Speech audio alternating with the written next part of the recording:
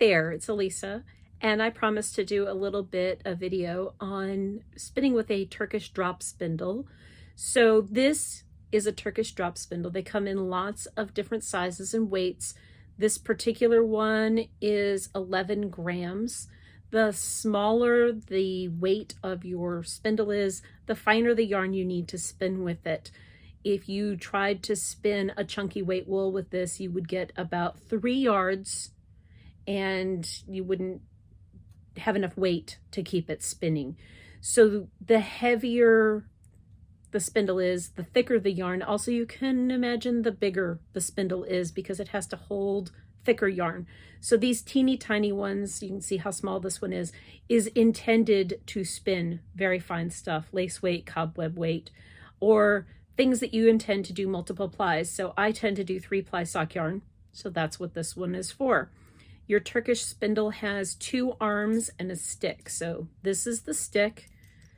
These are the arms, and they go together by putting the one without the hole through the one with the hole and lining them up and sticking the stick through it. And if your stick gets stuck, the trick is when you're finished spinning and you're ready to remove all of this and get a center pull ball out of it, that you put this in the freezer for about 20 minutes and the wood contracts and you can pull the stick out easier. It's way better than beating it on a table or something. So don't do that to your spindle. Just try and get it cold for a little bit and it'll contract and you'll be able to remove the stick a little bit easier. Just a tip. Anyway, once you've got your spindle together, you need to get some wool. I tend to spin with superwash merino for my sock yarns. So let me grab some.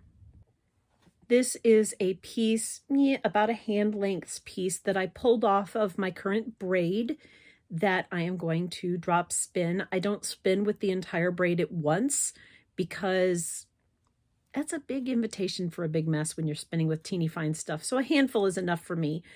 And you need to know if you are spinning your spindle to the right or to the left because you need to spin them all consistently.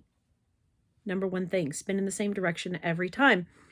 So you could tie a leader to this and start spinning from a leader, which is a piece of yarn that you attach before you start spinning the fluff.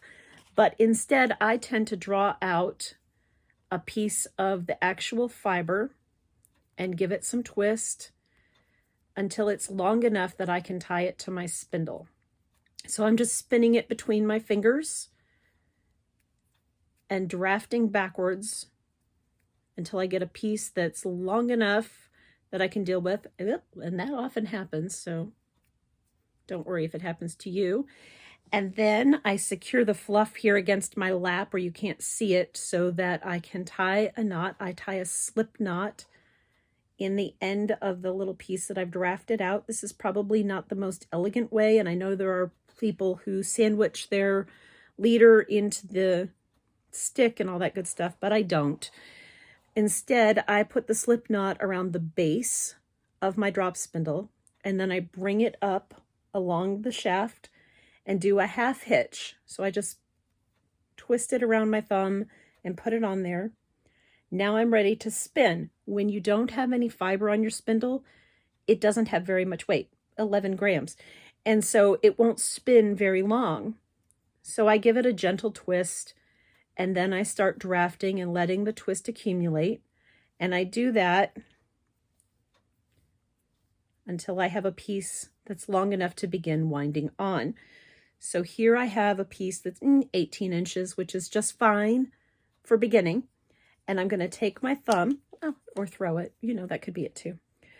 Take my thumb and pop that little half hitch off the top of my spindle, and I'm going to begin to wind on. And when you wind onto a Turkish spindle, you go over 2 arms and under 1. And you're always rotating the spindle as you go over 2 and under 1. And it begins to form a cross on the top of the spindle. And as you go along, you always slide the next wrap right up against the previous and go on. Over 2, under 1. And eventually, you'll get to where your leader is ready to put a half hitch back on. and spin again. So I'll spin some more.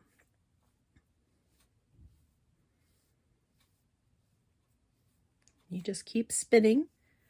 And again, when you don't have very much wound on, it's going to take more effort to keep the spindle spinning, and that's all right. Just keep it in mind. You have to keep giving it a little twist. Now I'm ready to wind on again. So I'm going to pop the half hitch off, and I'm going to go over 2 arms and rotate the spindle and go under 1, over 2 and under 1. And I just let the wrap slide right up against the previous wrap. That's what gives you those really beautiful God's eye type cops. That's what they call the bundle of fiber that's on your spindle, is a cop. And when you get it back around, add another half hitch and keep going.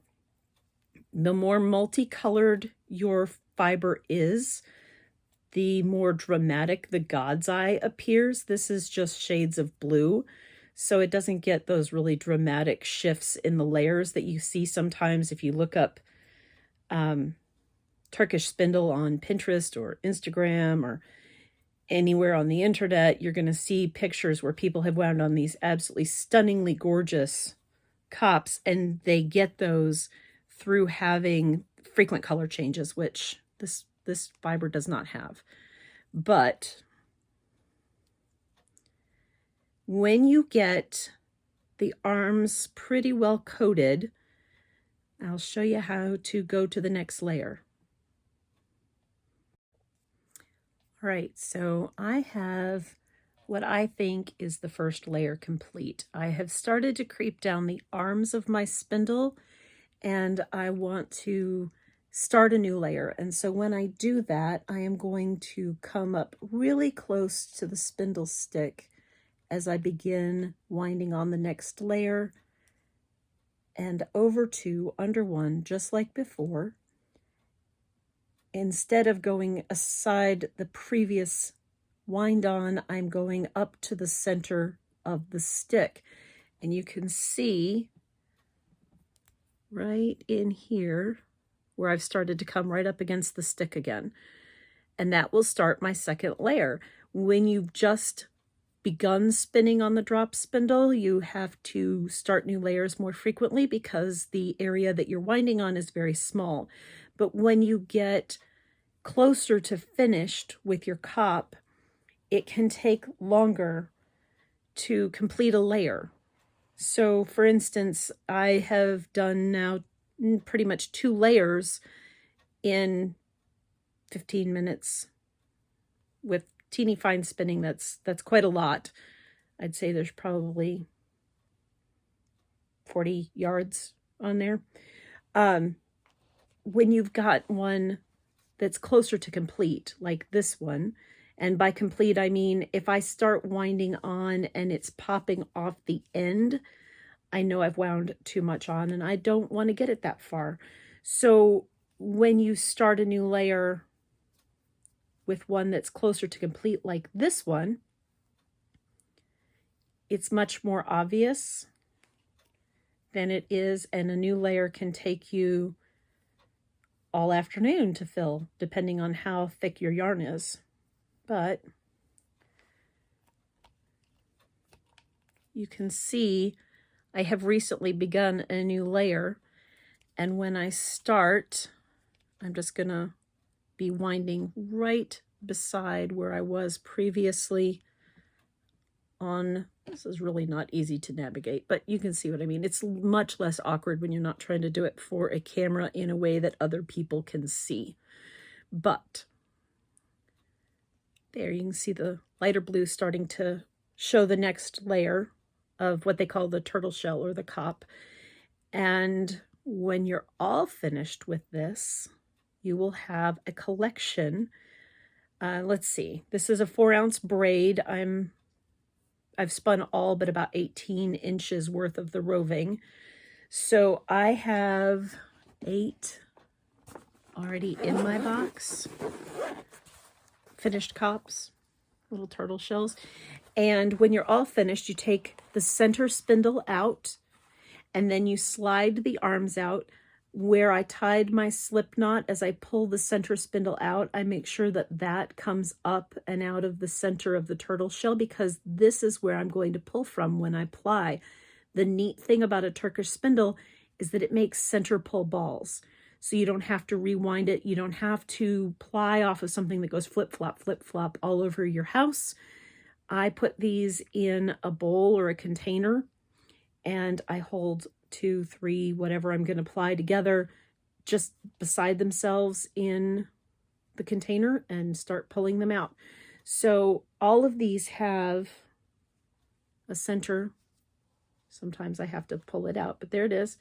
There's my little center that was my slip knot, and they're ready to go. You can ply from the outside, but it will flip-flop all over the place. And part of the beauty of the Turkish spindle is that it gives you these center pull balls, which are pretty nifty. Anyway, if you have any questions about spinning on a Turkish spindle, I'm happy to answer them. Just send me a message or post here, and I look forward to talking to you. Thanks so much. Have a great day. I thought we would try a slightly different view of the Turkish spindle. So this is as viewed from on top, as I would look down on my own spindle, and I'm ready to begin winding on. So I'm going to slip the little half hitch off the spindle stick, and I'm going to start out by going over 2 arms and laying this layer right beside the one that I had done previously, and I'm going to go under 1 arm. Then I'm going to rotate the spindle, and I'm going to go over the next 2 arms right beside where I was previously, and under 1 arm. Over 2 and under 1. And I just keep repeating that until I have the piece wound on almost to where I can't wind on anymore. I don't know if one more is going to do it. Yep, too short. And then I take it and I do a half hitch and slide it onto the stick and begin spinning again.